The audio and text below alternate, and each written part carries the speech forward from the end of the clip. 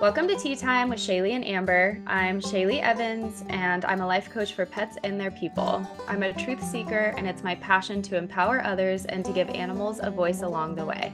I'm Amber Leidick, and I've been a performance horse trainer focused on behavioral issues for over 20 years. My current passion is creating impactful in-person and online events and collaborating with professionals to be on the leading edge of positive change in the horse industry. We are two friends invested in theta healing, belief system work, animal communication, and any resources that benefit human-animal partnerships. So turn up the volume and let's dive into the Great Awakening, brought to you by our horses. Hello, everyone. Welcome back to the podcast. Thanks for listening in. If you missed last week's episode, it was part 1 of our boundaries conversation. There's lots of juicy nuggets in there.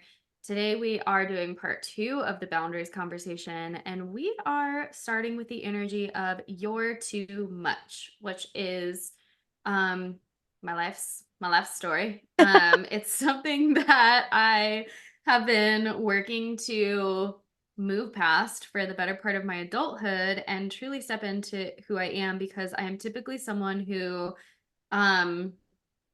is just loud. I'm just like loud. I have a lot to say. I have a big energy. I tend to just be like a big energy. I don't know. And as a kid, my mom used to be like, "You're so loud. You're so dramatic. You're so rude."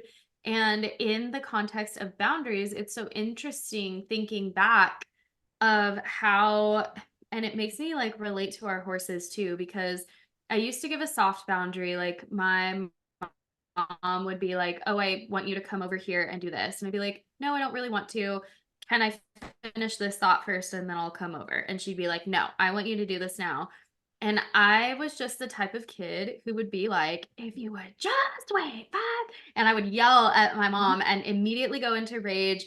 Or just there were certain scenarios where I was just so true to how I felt in the moment that nothing else was going to stop me. I was just true to who I was. And so I got labeled by my mom as very dramatic or rude or pushy or brutish or like I had a lot of different names. And um I grew up with this energy of having this like "you're too much." And what's so interesting to me as I like think about it and think of the relationships that I've cultivated. So on one hand, I created relationships with mentors and other people who were big energies, and I called myself the student. So I'd be like, "Oh, I want to be the student," or "I want to be the listener." The it's so interesting how I like pigeonholed myself into this identity that I created called the listener, where it meant like, don't speak your mind. You don't know enough in order to say something about this. And that I work with clients a lot now where I'm like, just because you don't know something about a subject does not mean that you can't speak up because you know your horse. But anyway, that's a whole nother story. And then I think of the animals that I brought into my life that were all they could all be considered too much. I've never had a calm animal now that I think of it. All of my animals are wild. And like if you follow me on social media, you see my horses. They're playing all day every day with a jolly ball. They're kicking each other. They're running around. Yesterday they all got loose and they tore down the driveway. Like I just don't have calm animals. And it's kind of fun to kind of reflect on that. But yeah, what are your thoughts around the "you're too much" energy? I feel like I have a child that is a lot.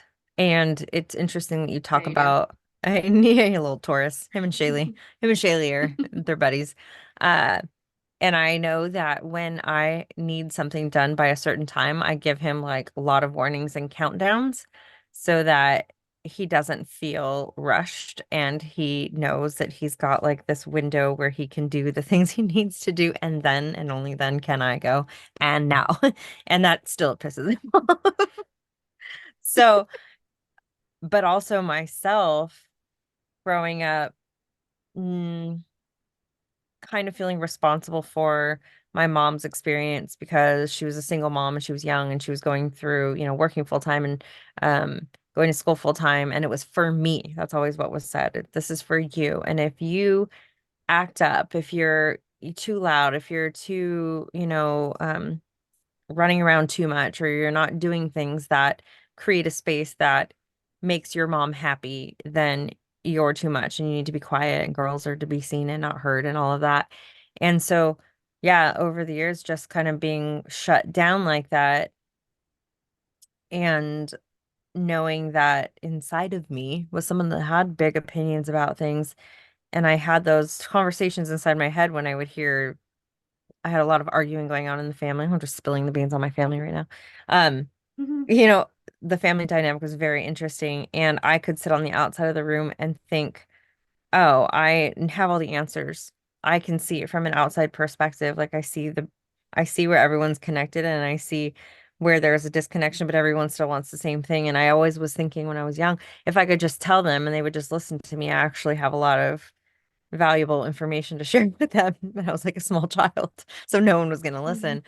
So it's interesting how I feel like most people have grown up like that, and until this like shift of, I think, gentle parenting or conscious parenting or whatever, it's like kind of taking over.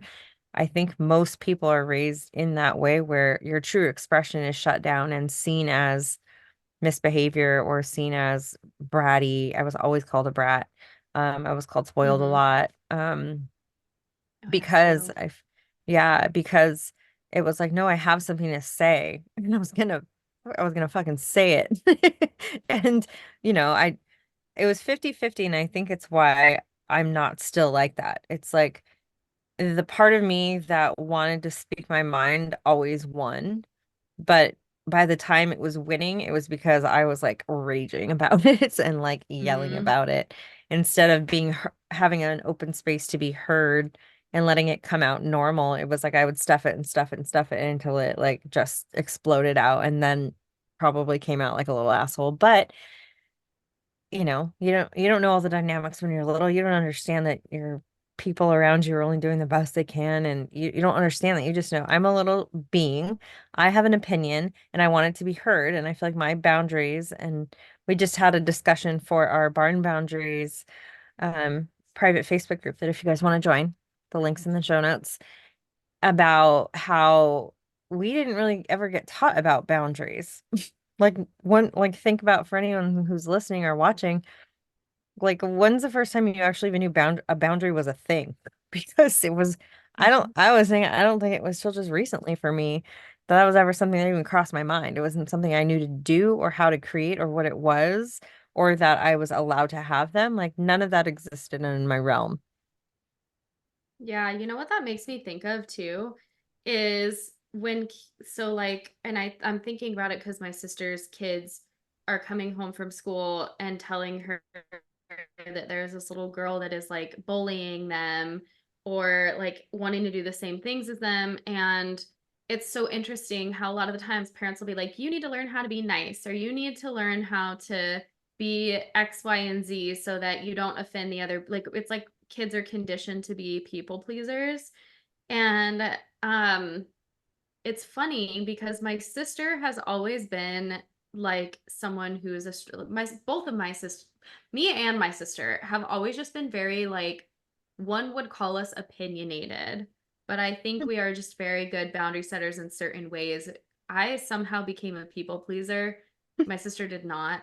And she is very much like it's just funny. I had a conversation with her the other day and she's like, "Oh yeah, so and so's kid is doing X, Y, and Z." And so I told the girls like, "You need to do what's best for you." And it's interesting how I feel like when I think about me growing up and I'd have a conflict with a kid, my mom was never like, "Oh, stand your ground." Well, actually, my mom used to say there's leaders and there's followers, like choose who you're going to be.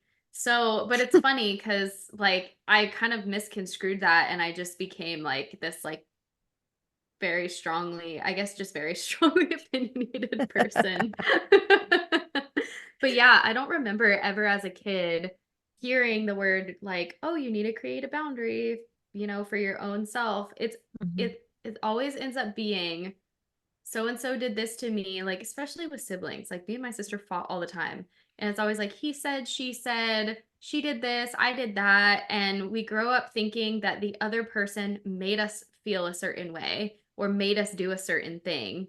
and then your parents go, "Oh, don't hit your sister," when really it's like if your parent like sat you down and was like, "Hey, you're feeling this way because of the way that you're feeling and whatever whatever." Like how much of that would change for kids as they grow up? That's such an interesting topic.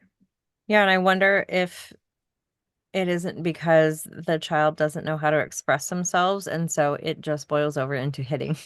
Like if there Oh, were yes. language to how they were feeling, or they knew how to communicate what was going on for them before hitting, then it would probably negate a lot of that. We don't have that because I have such a large age gap with the kids. Um, and I got lucky with Austin, I think, who was pretty mellow. Johnny is the one that is bringing all the lessons for me. So it's interesting to watch. And then I'm very, very present to the things that I say to him.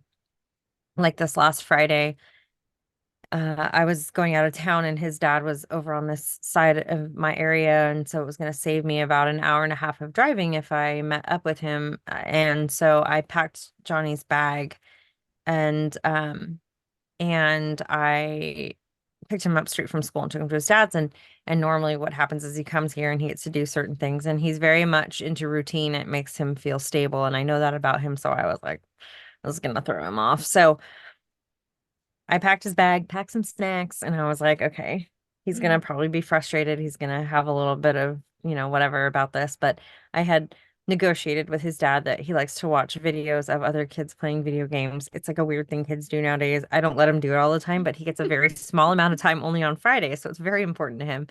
And so I had talked to his dad and I said, look, he's going to be a little bit pissed. And so can you let him do this? Well, he had another horse to go do. So there was some time and he was like, yeah, it's fine. So I pick him up from school and immediately he gets into his backpack and realizes I have not packed his Nintendo. And I didn't know. And we were already sort of, running behind. And he was so angry. And I had my friend that had come in from out of state with us, and she's in the front seat, and she's a coach. And it was interesting to hear her feedback about the way that it was handled because of course he was upset. He was upset because his routine was being thrown off. Me knowing that we should do his human design. Me knowing that Yeah, we should. that's very important to him. And so I expected it and just let him. He was so upset. He was almost crying. He was like, and then on top of it, I forgot his freaking Nintendo and I didn't know. And so I let him. I just let him say all, oh, I'm so mad and upset. And I told my friends that we would play. And it was like, because those are very real things for him as adults, I think. And this goes in with horses too. Like the things that like people think should, from their perspective, be or not be upsetting for their horses, animals, Hmm. children, they are. Like they are very significant to them in their world. And instead of downplaying it and being like, you just ate grass, you shouldn't want your bucket, you should calm down, or, you know, um, expecting them to have the perspective of you do because you can see the bigger picture, that's not real. Because in their world, me knowing that not acknowledging the level of emotion he was having in that moment was only going to do detriment to him because of the work we've done already. We know that. So I was like, I can hold space. It's not triggering me. He's upset. Let him be upset. Let it all out because if it doesn't come out, it's going to be in, and that's the internal stuff we're not trying to have. And I'm trying to save money on therapy later. So, I just held the space and I acknowledged, yeah, I'm so sorry. I didn't know. And after he calmed down a little bit, I was like, so maybe from now on, in case this happens again, we pack your weekend bag for dad's house on Thursday night, and that way everything is in there in case something happens and the plan changes. And he was still upset, but that was kind of like how we were able to like conclude it. And then and we got out and he was still a little bit upset and I put him in his dad's car and I hugged him and I told his dad like he's really upset because I forgot something and I didn't know and then so I said something that was kind of funny and it broke up the tension and he laughed and all was well. But if I had not let him express all that, if I had shut him down, if I had made him feel wrong about the way he was feeling, and all of that didn't just like get sponged out on the way there, he would have held that probably in his nervous system. It might have been until adulthood. Like this was a pretty big moment for him, for mostly because half of it was because he promised his friends and he was very set on, I told them I would play with them. I told them when I got home I would play with them. So part of it was his integrity was a little bit out of whack and it's something we talk about a Hmm. lot. So there are a lot of things happening for him. So the same thing, when you talk about the horses being able to hold space for them to feel how they feel about things that they're not agreeing to, that they are out of their routine, that you're throwing them off and they're a little bit confused and overwhelmed. Like, why are we telling them that's not the way it's supposed to be or it's not allowed? Well, it's because we got told that. So, Hmm. yeah. Yeah, that's cool that you were able to do that for him. And it totally, like when you're like, he might have held on to that forever. I'm thinking, actually, yeah, like that totally brought me back to my Well, childhood it where sounds like, dramatic to say, right? But like we know that those moments when there's that much emotion, like you could feel it in the depths of his being. Like it wasn't like he was just like bummed out. Like he was like the cry and the pounding on the seat, like the things that he had in him, like it would have been a very significant thing that I think might have just had to be talked about later.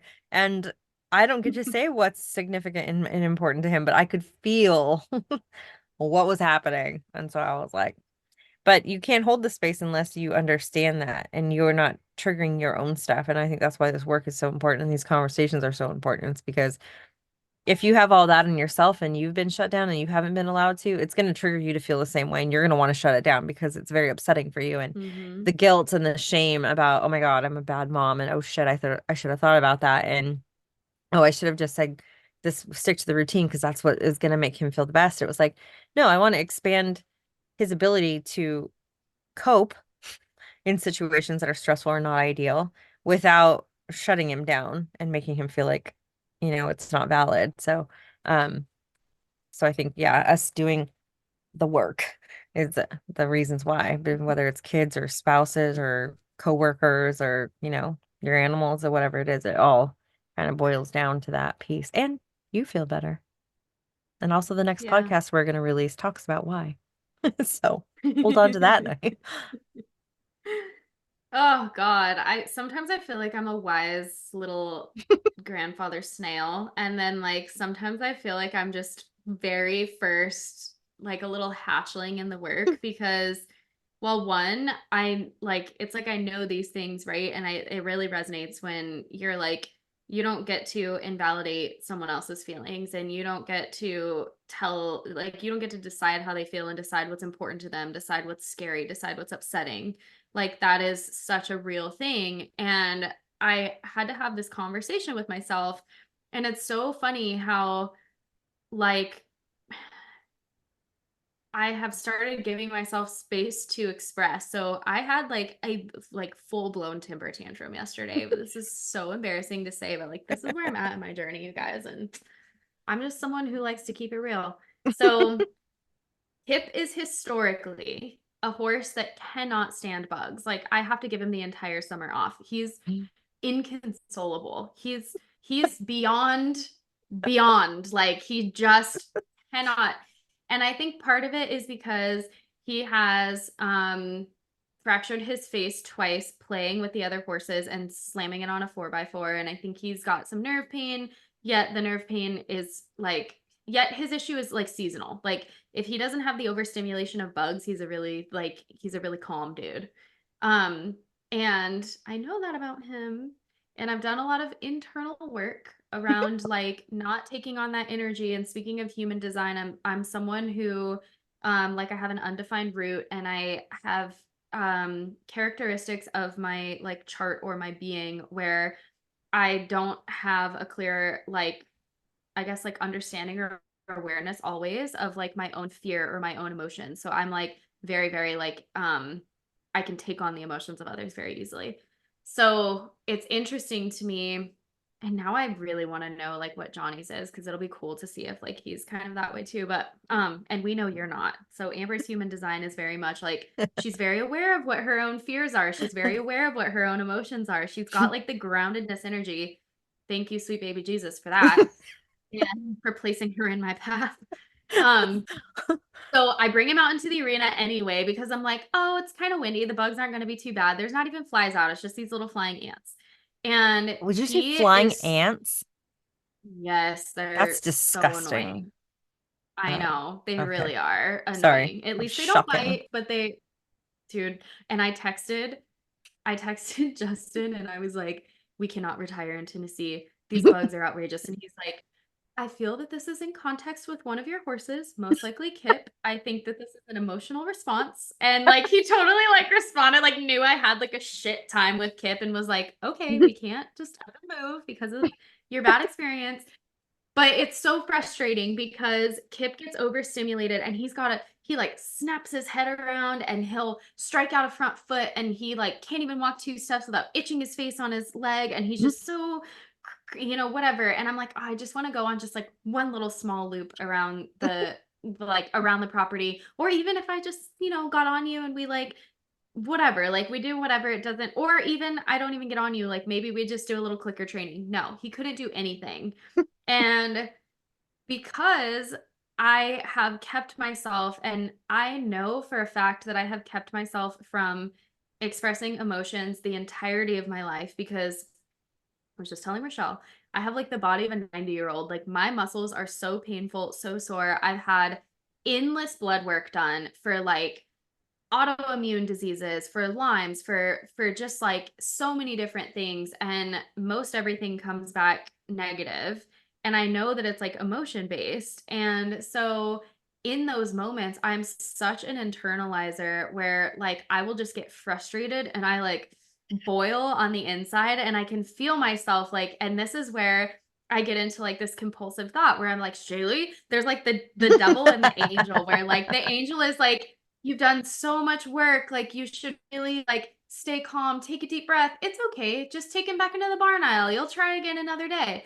Then the devil on me is like, ah, like just so mad and like you deserve to play with your horse or whatever. And so I literally had like a meltdown yesterday where I had to like hold space for myself and I just like left Kip where he was and I was like I literally tantrumed, like stomped my feet, like I didn't like externally scream, but I like clenched my fists and like it's literally like a little kid where you were like basically how Johnny was like punching the seat. Hmm. I like kind of have to get into that space. And that's what happens to me when I do your somatic journeys and stuff. Because I was not like, I was never allowed to do that as a kid. Like, in Hmm. fact, if I ever even slammed my door or stomped off, my mom would take my door off the hinges. So, like, I Yeah. had no privacy. I was just like in my room. And it was so funny how I had to be like, ah! And it had nothing to do with like my horse not doing what I wanted. It was the fact that like it's like a responsibility piece too, where it was just like, I can't make this better for you. Mhm. And I hate the fact that you're miserable. But it was so funny how, and I think the reason why I'm telling this story is because like I feel a lot of people will relate to it because especially when you're in the work, it's like you know what you're supposed to be doing. And then that other part of you is like I just have to like be in this right now. But then I guess that's what Rochelle was talking about, and I know Jane Pike talks about this too, where I'm gonna butcher this, but I think it's 30, no, I think it's 60 to 90 seconds is how long an emotion lasts. And if it lasts longer than that, you're like choosing to stay there. You're choosing to Mhm. stay there. And that's where Rochelle would be like, okay, so there's a belief system behind this. Like there's a reason why you're staying in this space. So I Mhm. guess I say all this to say that if you're in the work and you're finding this spaces when you do, well, one, allow yourself to have the tantrum, I okay? was gonna Especially say if you good for you that you did that because that's probably closing a loop somewhere along the line when that needed to mhm. happen and couldn't. So that's like a thing, right? Like it was not harming anyone or like, in the middle of the grocery store causing a scene. There's there's good places to do it and there's not used discernment. But like had a tantrum like an hour and a half ago when my kid hijacked the shower and I had planned very strategically to have an hour to get ready because I had to dry my hair before this call. And I was so frustrated and I even got out and I was still frustrated because then I had to dry my hair. And so I like pounded my fist on the counter. Like, who just get it out? You don't want that. Oh, I don't want this in my body. I'm so irritated. And then I said there's ways to communicate. I wasn't very clear that I needed to be in the shower, took responsibility. It's fine. But let yourself have the tantrum. I love that. Tantrum. Do it. So I'm glad you did that. Yeah, thank you. I was glad too because I came back to my horse and he was like, "Do you feel better?" And I was like, "Yes, let's go outside." And like he just knows that it has nothing. But, it's so interesting because had I not done that, I feel like Mm, those little things escalate. Like that's what ends up happening when like in the past I would have gotten on him anyway. And then I would have mm, been frustrated that he was throwing his head and I would have fought him in the contact and I would have like, mm, forced him into something that like that was totally the old me. And that's like and it's funny because for a while he really expected that. And now I've mm. really been, that's like the cool thing about the work is like, um, for a while he would feel my energy and he'd stop at the arena and like not want to go in and like he'd be like, look, I feel your energy, I know you're not going to do anything about it, and then you're going to get on my back and then I'm going to have to do something about it. So now we're in this space where like, and he just watched me, like I was like like pounding the sand and stuff, and he just stood there watching me and like tossing his head around and like waiting for me to be done so that I could bring him back in, like knowing full well that I wasn't going to get on him after that. And I think another thing that has like allowed me to do is like hold space for him when he does that, because before it was like, don't be crazy, don't be dramatic, you're so dramatic about the bugs. And he's the one that taught me like, you don't get to decide like how I feel about the bugs. Like this is a very real thing for me. Like it bothers me. I don't want shit tickling my face. Like this is an invasive, and bugs are, let's just get real. Bugs are very invasive. They're very annoying. And um, I was in a lesson one time, and the instructor was like, if your horse is really in tune with you, they can ignore the bugs and not care about them. But I mean, if a fly is biting with you, they're gonna freaking care about the bugs. So that's a whole thing in itself. But um, yeah, anyway, I'm going on a tangent. Long story short, have the tantrum away from your horse, and then you'll be able to hold space for them to have their own tantrums, because how many times do we, especially with biting, I know we've had this conversation a lot where it's like, why is my horse biting me? And I feel like my horse used to bite me so much. Like when we first met, I remember telling you, like, my horses bite me so much. And now that I like have my little freakouts or my little moments, or like even when I'm excited, because like I told you guys at the beginning of this call, I'm a very excitable person. I'm a very like kind of like big, loud energy. And so sometimes I just have to take a little sprint around. And like when I wouldn't do that before, um my horses would bite me and stuff because they'd be like, dude, you're like a shaken up soda can. Like, you really need to get that energy away from me. So, whatever it is, it can be a positive emotion too. And just Hmm.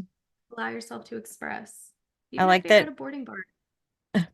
I like that he got to hold space for you. Like the reciprocity within that is fun because he's just being an example of how to do that. And I think that they are ultimately our teachers. And when we start to pay attention and listen to them and take their lead and example of how we can experience life, it's like there's so much goodness in that. And because I think people really have the misconception that they need to be like calm and and focused and present and all the things to be around their horse, when really they just need to be real with how they're feeling. Like you can be frustrated and mad and all the things.